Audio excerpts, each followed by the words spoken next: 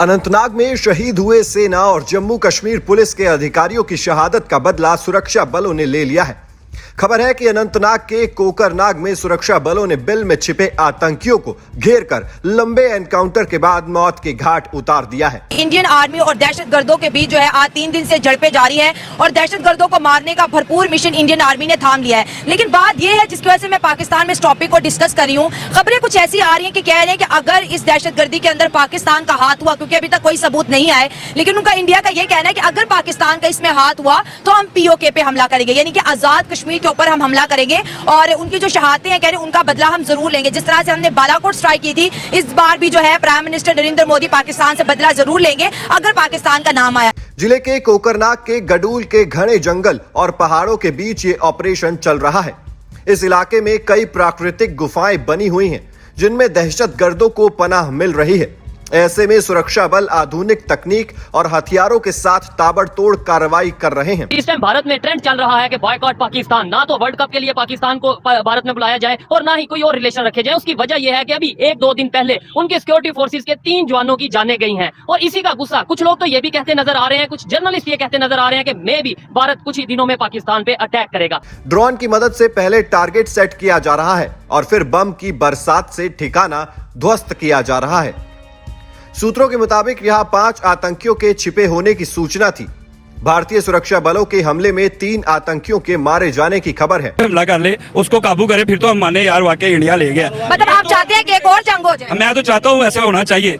हम महंगाई के खिलाफ ना करें, इतनी बड़ी आर्मी है, हमारे खजाने पहले खाली है, जंगों के लिए बड़ा पैसा चाहिए। हाँ सर, ये मिलिटेंट जो थे ट्रेन करके लश्कर तैयबा या मुख्तलिफ उसके नाम के ऊपर आपने तंजीमें बनाई, आपने वहाँ पर भेज दी। श्रीनगर पर कब्जा हो गया, उनको पता लग गया श्रीनगर पर कब्जा हो चुका हुआ है, यहाँ से पीछे आर्मी जाकर टेक ओवर करना था, उसने सारे मास्क खोल दिए, सारे बॉर्डर पर फौजी चढ़ा दी। आप कश्मीर को बचाने लेने गए थे, आपका लाहौर भी जा रहा था, आपके कराची को भी जा रहा था, आपने डिफेंड किया, उनको पीछे किया, उन्होंने अपनी फोर्सेज पीछे भेज ली। उसका बदला ठीक उन्होंने 6 सालों बाद लिया, 71 में ले लिया, मुल्क तोड़ के भी रख लिया। फिर 98 के अंदर आपने क्या किया, कारगिल के ऊपर किया।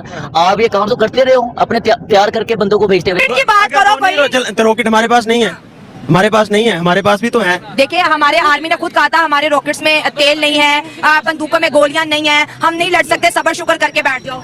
अभी जो 4 कहीं है, देखो नेट पे देखो। जय हिंद दोस्तों स्वागत है आपका हिंदुस्तान टॉप चैनल में। दोस्तों, जम्मू कश्मीर में अनंतनाग जिले के घने जंगली इलाकों में छिपे आतंकवादियों के सफाये का अभियान आज भी जारी है। ये आतंकी कोकरनाग के गडूल में पहाड़ी इलाकों में छुपे हुए हैं। इनके खात्मे के लिए ड्रोन और हेलीकॉप्टर की मदद ली जा रही है।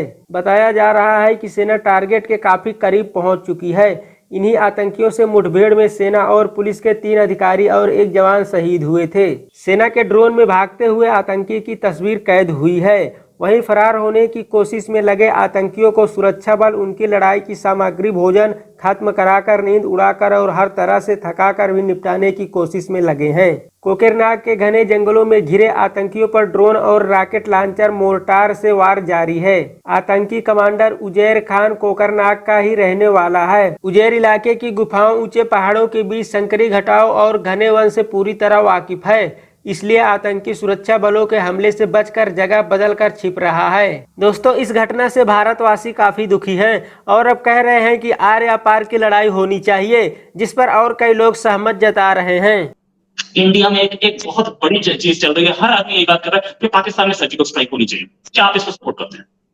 रोहित भाई, पहली बात तो ये है कि शायद YouTube के ऊपर, आपके ही चैनल के ऊपर और मैंने अपने चैनल के ऊपर भी पिछले 4 महीने से बोल रहा हूं कि पाकिस्तान को चाइना यूज करेगा भारत के खिलाफ और हमारे ऊपर अक्टूबर-नवंबर तक हमले किए जाएंगे। आपको याद होगा, I was the only one and the first one to tell you about these things. और आपके सामने है कि हमारे देश में हमारे जो फौजी भाई हैं उनके ऊपर अटैक किया गया।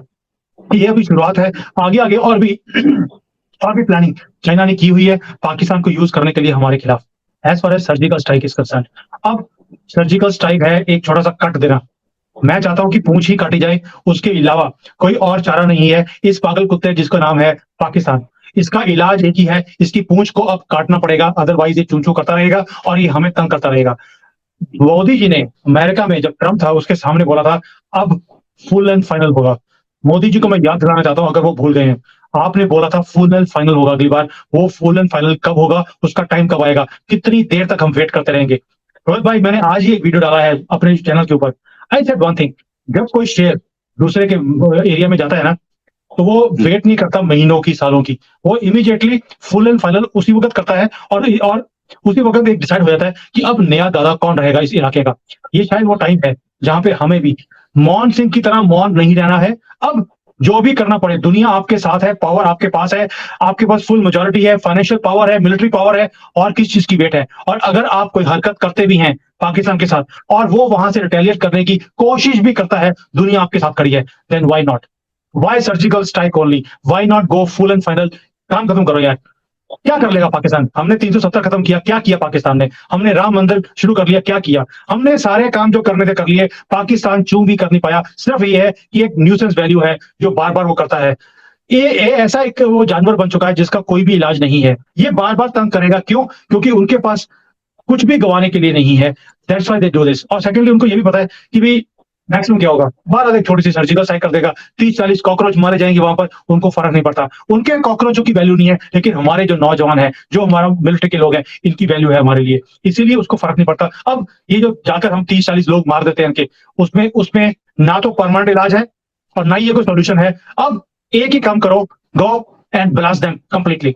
और इंडिया को ये इशू है कि ये हमारा हिस्सा होकर ये पाकिस्तान क्यों मतलब कि हर सेक्टर में हमारे मुकाबले में आ जाता है। हम तो भाई क्या कह रहे हो, हम तो एक सेक्टर में भी आगे नहीं है। नहीं, हम तो बहुत, अभी आपने खुद कहा कि अगर हम दोनों के कश्मीर का मुकाबला करें तो इंडिया कश्मीर बहुत ज्यादा डेवलप है, लेकिन अब पाकिस्तान का कश्मीर छोड़ो, पूरे पाकिस्तान का अगर कंपैरिजन में इंडिया से करूँ तो हम तो बहुत पीछे रह गए। नहीं, आगे की बात नहीं, मैं आपको, वो हमारा खुला दुश्मन है और वो दुश्मन रहेगा, इसमें कोई दूसरी राय नहीं है। अगर आप कहना कि बैठ के हम एक जैसे हो जाए, हम कभी भी नहीं हो सकते। नहीं, देखिए आपने कहा दुश्मन है, देखिए बड़ी बड़ी मसले हुए हैं दुनिया में, हल हो जाते हैं। इराक और अमेरिका का मसला भी हल हो गया। मसला क्यों नहीं कश्मीर का मसला बनाया? लेकिन अगर हम कहें कि वो दुश्मन है तो सुलह कैसे फिर होगी? हमें थोड़ी सी जुबान नरम करनी पड़ेगी। टीटीपी की तरह हमारे मुल्क में तहरीके तालिबान पाकिस्तान कौन है? नहीं, ये तालिबान जो है इसका मतलब ये तो नहीं है कि तहरीके तालिबान पाकिस्तान और ये जो अफगान तालिबान है पाकिस्तान के खुले दुश्मन है। आपको क्यों नहीं पता ये? नहीं, आप हमें इसका प्रूफ देना। ये देखिए जो आसिम मुनीर ने कहा नहीं कि तहरीके तालिबान पाकिस्तान को अगर अफगानियों ने मुसलसल बना दी तो हम वहाँ पर ऑपरेशन करेंगे। सर क्या बात कर रहे हैं? नहीं, ऐसी कोई बात नहीं है। Right, blast them completely. और एक चीज के बहुत सारे लोग बोल रहे हैं बिल्कुल सही, और ऐसा ही होना चाहिए। अच्छा, ये चीज के ब्लास्ट देम कंप्लीटली के लिए क्या हम तैयार हैं? क्या टू साइड वॉर नहीं हो जाएगी? सर रोहित भाई, हिंदू धर्म में ना तो डरना सीखा है हमने, और 1000 साल से हम मुकाबला करते आ रहे हैं। ना कोई सनातन को खत्म कर पाया, ना हिंदुओं को खत्म कर पाया, ना इस देश को खत्म कर पाया। आप इस चीज की परवाह ना करें कि भाई हमारा 2 फ्रंट वॉर हो जाएगा कि 3 फ्रंट हो जाएगा, कुछ नहीं होगा। चाइना की इतनी औकात नहीं है कि वो आज वॉर में जाए, क्योंकि जैसे ही वॉर में एंटर करने की कोशिश करेगा चाइना, उसके ऊपर सैंक्शन पूरे दुनिया के लग जाएंगी, और चाइना इस चीज को बर्दाश्त नहीं कर सकता। They are economically very very down, their backbone has already been broken. Pakistan हमारे साथ युद्ध नहीं कर सकता, उसके पास तो गोली चलाने के लिए गोली नहीं है। भाई अगर गोलियां होती तो जो बलोचिस्तान में हो रहा है, या जो वहां पर अफगानिस्तान के जो टीटीपी वाले कर रहे हैं उनके साथ, उनका मुकाबला नहीं कर लेता। वहां तो पतलून भी उनके पास नहीं है, बेचारे अंडरवियर भी उनके सामने खड़े हो रहे हैं कि माई बाप आप हमारी चौकी ले लो, हम घर जाने को तैयार है, क्योंकि हमारे पास गोलियां नहीं है, खाने को पैसे नहीं है, खाना उनको मिलता नहीं है, घास खा रहे हैं। ऐसी कौम और ऐसी आर्मी हमारा मुकाबला नहीं कर सकती। वी आर ऑलवेज, हमारी जो आर्मी है दैट इज एवर रेडी। आप कभी भी देख रहे हैं हमारी जो गवर्नमेंट है उसकी तरफ से जैसे ही उन्हें मिलेगा, गो head, they will be ready to go ahead in 1 hour. That is the preparation which Bharat has. And हमारे पास किसी चीज की कमी नहीं है, ना हमारे पास तेल की कमी है जो पाकिस्तान में है, ना पैसे की कमी है, ना असले की कमी है, ना जज्बे की कमी है, ना आर्मी के अंदर मर मिटने का जो जज्बा है उसमें कमी है, ना लोगों में इस चीज की कमी है। हम भी अपने भारत की फौज के साथ और गवर्नमेंट के साथ पूरा खड़े हैं। So I think this is the right time. ये एक बार ये स्यापा खत्म होना चाहिए, अदरवाइज ये 24 की इलेक्शन तक ये हमें ऐसे ही तंग करते रहेंगे, which is not good for us. ये हमारे जवान कब तक हम शहादत देते रहेंगे? कब तक वीर गति को प्राप्त होते रहेंगे? तब तक हमें सब कुछ झेलते रहेंगे? रोहित भाई अब बर्दाश्त नहीं, बहुत हो गया सम्मान पाकिस्तानियों को, और इन कुत्तों को वही आंसर होना चाहिए जो ये औकात इनकी है। मुसलमान हमेशा पीठ पे छुरा घोपने के लिए माने हुए हैं। हमने 1000 साल से हमने देख लिया, दुनिया ने 1400 साल से इनको इस कौम को बर्दाश्त कर रहे हैं। अब हम और बर्दाश्त नहीं कर सकते, बेशक वो हमारे देश के अंदर है या वो पाकिस्तान में या कहीं और है, जो भी हमारे ऊपर अटैक करेगा we have to tackle them in the China model. मैं बार बार आपके चैनल पे बोला है मैंने, जो चाइना का मॉडल है वही मॉडल पाकिस्तान के साथ और हमारे अंदर देश के अंदर जो गद्दार बैठे हैं इनके साथ वही फॉलो करना पड़ेगा, otherwise you can not take your country forward. Modi ji बोलते हैं कि मैं 2047 तक इस देश को एक विकसित देश, एक डेवलप्ड कंट्री बना दूंगा। How will you do it? आपके वेस्ट के ऊपर इतना बड़ा दुश्मन है जो आपको हमेशा जख्म देने के लिए तैयार रहता है। आपके नॉर्थ में चाइना है, आपके घर के अंदर गद्दार बैठे हैं गली गली में। How will you take this country forward? उनका तो मकसद ही है कि कंट्री कभी तरक्की ना करे और हम इसको टेक ओवर कर लें। आपको कहीं ना कहीं जाकर जब तक आप स्ट्रांग जवाब नहीं देंगे कोई भी आपको सीरियसली नहीं लेगा। आज अमेरिका को लोग सीरियसली लेते हैं, चाइना को नहीं लेते। रीजन क्या है? अमेरिका को अगर आपने हाथ लगाया तो वो इमीडिएटली उसका आंसर देते हैं। चाइना ने कभी आज तक जवाब नहीं दिया किसी को भी। So this is the difference. If you want to become a developed country, आपको लोग सीरियसली ले, आपको अपनी कंट्री के लोग आपको सीरियसली ले, आपको अब जवाब देना पड़ेगा। आपके पास चॉइस नहीं है। मैं बार बार मोदी जी को बोलता हूं, मोदी जी आपकी प्रॉमिस थी फुल एंड फाइनल, कहां गई वो प्रॉमिस?